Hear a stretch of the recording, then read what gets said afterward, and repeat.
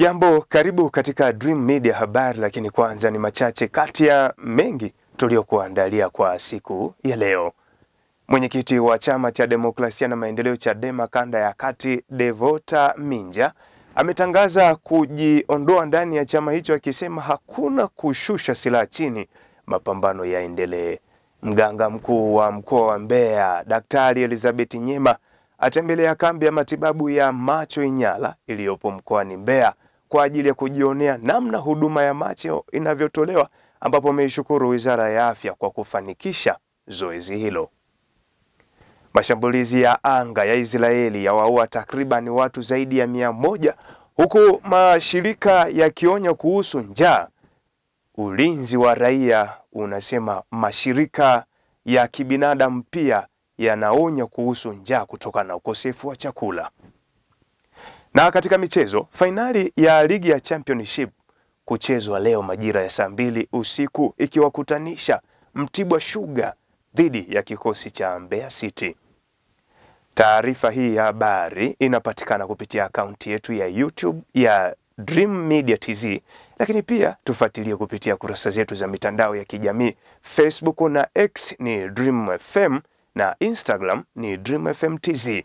Na sasa ni muda wa kuziangazia kwa kina taarifa tulizokuandalia kwa siku ya leo. Uko nami Brown Tinda. Mganga mkuu wa mkoa wa Mbeya Daktari Elizabeth Nyema atembelea kambi ya matibabu ya macho Inyala iliyopo mkoani Mbeya kwa ajili ya kujionea namna huduma ya macho inavyoendelea. Daktari Nyema amesema kambi hiyo inatoa huduma ya kuchunguza macho, matibabu ya macho pamoja na upasuaji wa mtoto wa jicho, huku akiishukuru Wizara ya Afya kwa kufanikisha zoezi hilo. Kwa taarifa zaidi tuungane na Ana Msumeno. Akizungumza baada ya kutembelea kambi hiyo, Dr. Nyema amesema kambi hiyo imeendelea kupokea watu wa rika mbalimbali kwa ajili ya kupata huduma hiyo, huku akiwataka wananchi kutumia fursa hiyo kupata matibabu hayo ya macho. Mkoa wa Mbeya umeendelea kupata bahati ya kuendelea kupata huduma mbalimbali za macho. Kwa wakati huu tuna kambi ya kutoa huduma za macho mkoa wa Mbeya katika halmashauri ya Mbeya vijijini, na kambi hii imeanza tarehe 10 mwezi wa 5 2025 na kambi hii inategemea kuisha tarehe 16 mwezi wa 5 2025. Na kama unavyoona tumeweza kupata wananchi wengi wenye changamoto ya macho, na kambi hii imeendelea kutoa huduma ya kuchunguza macho, lakini imeendelea kutoa huduma ya matibabu ya macho, lakini kambi hii pia inafanya upasuaji wa mtoto wa jicho. Kwa hiyo unaweza kuona tumeendelea kupokea watoto, lakini tumeendelea kupokea watu wazima wa rika mbalimbali kwa ajili ya kupata huduma hii. Kwa upande wake Dr. George Kabona amesema mpaka sasa wagonjwa waliogundulika kuwa na tatizo hilo wako 1200 na kati ya hao waliothibitishwa kutibiwa na kambi hiyo ni wagonjwa 800. Kwa siku ya leo tuko hapa tukitoa huduma ya upasuaji wa mtoto wa jicho, yani cataract surgery hapa wilayani Mbeya katika eneo la Inyala katika hospitali ya wilaya. Hii kazi tunaifanya chini ya mradi ambao tunasema unatumika kwa maneno ya high volume with high quality. Ni ufanya operation nyingi za macho lakini katika ubora wa hali ya juu kabisa. Na huu mradi umekuwa ukitekeleza katika mikoa 4 ya Mbeya, Njombe, Iringa pamoja na Songwe. Na baadhi ya wananchi waliopata huduma hiyo ya macho wameishukuru serikali kupitia Wizara ya Afya kwa kuletewa huduma hiyo karibu, kwani imesaidia kupunguza gharama ya kusafiri kwenda umbali mrefu kufuata huduma hiyo. Jana ndio kuleta mimi hapa Mbeya kuja mimi kutibiwa haya macho ambaye ninayo mpaka sasa hivi nimeshapona na niko safi, ambapo nilikuwa siamini kama nikapona. Mimi najua kwamba macho haya kuchuna ni kupofua. Ndio hisia zangu zilikuwa vile, kwa sababu hata ndugu zangu waliniambia kaka usichune macho, unapokuchuna macho utapata kupofua, wengi wanapofua macho. Ana Msumeno, Dream Media. Asante sana Ana Msumeno kwa taarifa hiyo. Mwenyekiti wa Chama cha Demokrasia na Maendeleo Chadema kanda ya kati Devota Minja ametangaza kujiondoa ndani ya chama hicho akisema hakuna kushusha silaha chini, mapambano yaendelee. Minja ambaye amewahi kuwa mbunge wa viti maalum kupitia chama hicho mwaka wa 2020 ametangaza uamuzi huo leo Alhamisi katika mkutano wake na waandishi wa habari mkoani Morogoro akiwa ameambatana na baadhi ya wanachama. Na Minja, viongozi wengine mkoani humo walitangaza kujivua wanachama, ni pamoja na katibu wa baraza la wanawake BAWACHA jimbo la Morogoro, katibu wa baraza la vijana BAVICHA jimbo la Morogoro, katibu baraza la wazee BAZECHA jimbo la Morogoro, mjumbe wa mkutano mkuu, wajumbe wa kamati tendaji jimbo la Morogoro mjini, pamoja na viongozi mbalimbali wa kata. Minja ambaye pia alikuwa mwenyekiti wa BAWACHA mkoa wa Morogoro amesema akiwa mjumbe wa kamati kuu, suala la no reforms no election, bila mabadiliko hakuna uchaguzi, hakuna sehemu yoyote waliosema hawashiriki uchaguzi. Binafsi nikiwa mjumbe wa kamati kuu, nimeondolewa kwenye kundi sogozi, grupu la WhatsApp la kamati kuu, kwa sababu nilihoji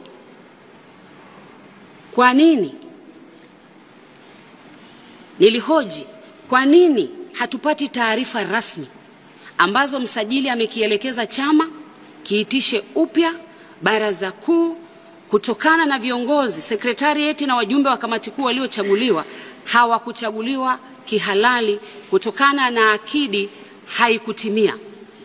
Kwa hivyo mimi ninachowaomba ndugu zangu, mkisikia wanasema huko kwenye mikutano kwamba tunalalamika kuna ubaguzi, tunalalamika tunabaguliwa, ni kweli. Ni kweli. Mimi kama mjumbe wa kamati kuu ambaye nina haki ya kusema na kushauri chama changu, ninaondolewa kwenye kundi kwa sababu ninahoji masuala kadha wa kadha, tunataka ufafanuzi. Lakini naondolewa kwa sababu mimi nilikuwa nikimuunga mkono Mheshimiwa Freeman Mbowe. Ninahoji mambo ambayo tunayaona tayari yako kwenye mitandao. Tunahoji mambo ambayo tunayaona msajili kashaelekeza barua, vyombo vya habari vimekwisha kuripoti. Huu ndio ubaguzi tunaousema. Serikali imesema kitendo cha kushirikisha sekta binafsi katika uendeshaji wa shughuli za bandari kwa kuingia ubia wa kampuni za DP World kumeleta mafanikio mbalimbali, yakiwemo kuongezeka kwa mapato yatokanayo na kodi ya forodha kutokana na shughuli za kibandari. Akiwasilisha bungeni jijini Dodoma leo mpango na makadirio ya mapato ya matumizi ya fedha kwa mwaka wa fedha 2025-2026, Waziri wa Uchukuzi Profesa Makame Mbarawa amesema katika kipindi cha Julai 2024 hadi Februari 2025 jumla ya shilingi trilioni 8.26 zimekusanywa ikilinganishwa na shilingi trilioni 7.08 zilikusanywa katika kipindi kama hicho. Undani wa taarifa hii tuungane na Sara Mwambepo. Waziri Mbarawa amesema mashirikiano na sekta binafsi yamesaidia kupungua muda wa kusubiri meli nangani kutoka wastani wa siku 46 hadi wastani wa siku 7 kwa meli za mzigo mchanganyiko, na kilele cha meli cha Makasha Getini kutoka wastani wa siku 10 hadi siku 3. Aidha, ameliambia bunge kuwa faida nyingine ya ushirikiano huo ni pamoja na kuongezeka kwa wastani wa shehena ya makasha inayohudumiwa kwa mwezi kutoka makasha 17,000 hadi makasha 25,000, sawa na ongezeko la 47%. Ushirikishwaji wa sekta binafsi katika uendelezaji na uendeshaji wa bandari nchini. Mheshimiwa Spika, kwa lengo la kuongeza ufanisi wa bandari nchini, serikali imeendelea kushirikisha sekta binafsi katika uendeshaji wa shughuli za bandari kwa kuingia ubia na kampuni ya DP World na Tanzania East Africa Gateway Limited katika kuendeleza na kuendesha baadhi ya maeneo ya bandari ya Dar es Salaam. Ushirikishwaji huu wa sekta binafsi pamoja na manufaa mengine umeleta mafanikio mbalimbali kama ifuatavyo. La kwanza, kuongezeka kwa mapato yanayotokana na kodi ya forodha kutokana na shughuli za kibandari, ambapo katika kipindi cha Julai mwaka jana hadi mwezi Februari mwaka huu jumla shilingi trilioni 8.26 zimekusanywa, sawa na ongezeko la shilingi trilioni 1.18 ikilinganishwa na shilingi trilioni 7.08 zilizokusanywa katika kipindi kama hicho mwaka 2023-24 kabla ya kushirikishwa kwa waendeshaji binafsi katika bandari ya Dar es Salaam. Pili, kupunguza kwa harama za uendeshaji wa bandari ya Dar es Salaam kutoka shilingi bilioni 775.01 hadi kufikia shilingi bilioni 685.16 sawa na punguzo la 30%. Tatu, kupungua kwa muda kusubiri meli na ngani kutoka wastani wa siku 46 hadi wastani wa siku 7 kwa meli za mizigo mchanganyiko na kichele, na meli za makasha gatini kutoka wastani wa siku 10 hadi siku 3. Katika hatua nyingine pia, Profesa Mbalao amesema serikali imetangaza kuwa huduma ya treni ya mizigo kwa kutumia reli ya kisasa ya SGR kutoka Dar es Salaam hadi Dodoma inatarajiwa kuanza rasmi mwezi Juni mwaka huu. Serikali inaendelea na kukamilisha taratibu za kuanza usafirishaji wa mizigo kwa reli ya SGR ambao unatarajiwa kuanza mwezi Juni mwaka huu. Sara Mwambepo, Dream TV. Mtazamaji wa Dream Media, na kukumbusha kuendelea kufuatilia kurasa zetu za mitandao ya kijamii za Facebook na ni Dream FM, X na Instagram ni Dream FM TZ. Na sasa tuziangazie taarifa za mataifa mbalimbali kama zinavyoletwa kwako na Esau Godwin. Mashambulizi ya anga ya Israel yawaua takriban watu zaidi ya 100, huku ulinzi wa raia unasema mashirika ya kibinadamu pia yanaonya kuhusu njaa kutokana na ukosefu wa chakula. Israel imezidisha mashambulizi yake ya kulipua Gaza, huku mazungumzo ya kusitisha mapigano na kuachiliwa kwa mateka yakiendelea, na Donald Trump yuko safarini Mashariki ya Kati. Duru za hospitali za eneo hilo zinasema zaidi ya watu 40 wameuawa katika mashambulizi ya hivi karibuni ya anga ya Israel kwenye ukanda wa Gaza. Ripoti zinasema kuwa takriban miili 36 imefikishwa katika hospitali za Khan Younis kusini mwa Gaza, ambako Israel ilishambulia kwa mabomu makubwa jana usiku. Wakati huo huo, Israel imewaamuru watu kuondoka katika eneo hilo, jambo ambalo limeongeza hofu zaidi miongoni mwa wakazi wa eneo hilo. Hayo yanajiri wakati ambapo Israel imekuwa ikizuia misaada ya kibinadamu ikiwemo chakula na vifaa vya matibabu kufika Gaza tangu mwanzoni mwa mwezi Machi. Jumuiya ya kimataifa imelaani vizuizi hivyo, na Umoja wa Mataifa umeonya kuwa zaidi ya Wapalestina milioni 2 wanaoishi huko wanakabiliwa na hatari kubwa ya njaa. Lakini Israel inakanusha kuwa mtu yeyote huko Gaza anakabiliwa na njaa. Na huko Rwanda, mradi wa Rwanda wa zao la bangi kwa ajili ya matibabu ya thamani ya juu HVTC unapiga hatua kubwa, huku mradi wa miundombinu ya matibabu ya zao hilo ukiwa umekamilika kwa 83% kulingana na bodi ya maendeleo ya Rwanda RDB. Mradi wa bangi ni sehemu ya hatua ya Rwanda katika tasnia ya matibabu na dawa kwa lengo la kuchangia utafiti wa afya ulimwenguni na uchumi. Kampuni tanzu ya KKOG Global King Kong Organics ilikuwa ni kampuni ya kwanza kupata leseni ya miaka 5 kutoka kwa bodi ya maendeleo ya Rwanda kuendesha uzalishaji wa bangi. Kampuni hiyo hapo awali iliambia gazeti la The New Times nchini humo kwamba ilikuwa imefanya uwekezaji wa dola milioni 10 katika mashine, ujenzi wa kituo, malipo ya ada katika upatikanaji wa ardhi na wakandarasi, pamoja na kuagiza mbegu za bangi zilizobadilishwa vinasaba. Kukamilika kwa shughuli za ujenzi wa kituo cha uzalishaji wa bangi kilichoko katika wilaya ya Musanze katika mkoa wa Kaskazini hapo awali kilikuwa kimepangwa kuhitimishwa ifikapo Mei mwaka jana, kabla ya kuongezwa hadi Septemba mwaka huu. Kulingana naye, mchakato wa uzalishaji ambao unahusisha ukamuliwaji wa mafuta ya bangi ambayo yanasafirishwa kwa masoko yaliyolengwa utawezekana kwa ushirikiano wa serikali ya Rwanda itakayochangia takriban dola milioni 3 katika mradi huo.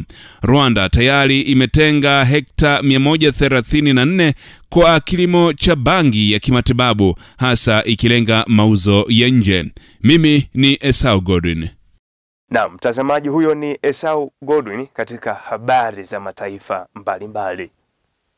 Na katika michezo, fainali ya ligi ya Championship kuchezwa leo majira ya saa 2 usiku ikiwakutanisha Mtibwa Sugar dhidi ya kikosi cha Mbeya City. Huyu hapa John Jerome akikuletea mkusanyiko wa habari za michezo. Kunako michezo kubwa zaidi ni fainali ya ligi ya Championship kuchezwa siku ya leo majira ya saa 2 usiku, ambapo mchezo huo utawakutanisha mabingwa wa ligi hiyo ambao ni Mtibwa Sukari dhidi ya timu ya Mbeya City ambayo ilishika nafasi ya pili kwenye msimamo wa Championship. Fainali hii inakwenda kuchezwa ikiwa ni sehemu ya heshima kwa bingwa na sherehe kwa bingwa kiujumla, huku vikiambatana pamoja na utoaji wa tuzo pamoja na zawadi kwa Mtibwa Sukari ambayo ndio bingwa wa ligi ya Championship msimu huu. Lakini kubwa zaidi ni namna gani ambavyo mchezo huu unakwenda kuwa wa kuvutia kwa sababu ya ubora wa timu hizi zote mbili ambao umeonyeshwa kwenye ligi ya Championship msimu huu mpaka umewafanikisha timu hizi kurejea kunako NBC Premier League na msimu wa 2025-2026 kucheza ligi kuu Tanzania bara. Kwingineko kimataifa, fainali ambayo ilikuwa inasubiriwa kwa hamu kubwa ni ile ya Coppa Italia pale nchini Italia. Fainali ambayo imechezwa majira ya saa 4 usiku jana, ambapo klabu ya AC Milan ilikuwa ikiwakaribisha klabu ya Bologna, na mpaka dakika 90 zinatamatika mchezo huo AC Milan wamekwenda kupoteza kwa bao 1-0, huku Bologna wakitawazwa kuwa mabingwa wa Coppa Italia msimu wa 2025. Na kabla ya kuhitimisha Dream habari, ni kukumbushe tena machache kati ya mengi tuliyokuwa nayo kwa siku hii ya leo. Mwenyekiti wa Chama cha Demokrasia na Maendeleo Chadema kanda ya Kate Devota Minja ametangaza kujiondoa ndani ya chama hicho, akisema hakuna kushusha silaha chini, mapambano yaendelee. Mganga mkuu wa mkoa wa Mbeya Daktari Elizabeth Nyema atembelea kambi ya matibabu ya macho Inyala iliyopo mkoani Mbeya kwa ajili ya kujionea namna huduma ya macho inavyotolewa, ambapo ameishukuru Wizara ya Afya kwa kufanikisha zoezi hilo. Mashambulizi ya anga ya Israeli yameua takriban watu zaidi ya 100, huku mashirika yakionya kuhusu njaa. Ulinzi wa raia umesema mashirika ya kibinadamu pia yanaonya kuhusu njaa kutokana na ukosefu wa chakula. Na katika michezo, fainali ya Championship kuchezwa leo majira ya saa 2 kamili usiku ikiwakutanisha Mtibwa Sugar dhidi ya kikosi cha Mbeya City. Na huo ndio mwisho wa Dream Media habari. Endelea kutufuatilia kupitia kurasa zetu za mitandao ya kijamii za Facebook na Dream FM, na Instagram na X ni Dream FM TZ, na kupitia akaunti yetu ya YouTube ya Dream Media TZ. Kwa heri, mimi ni Brown Tinda.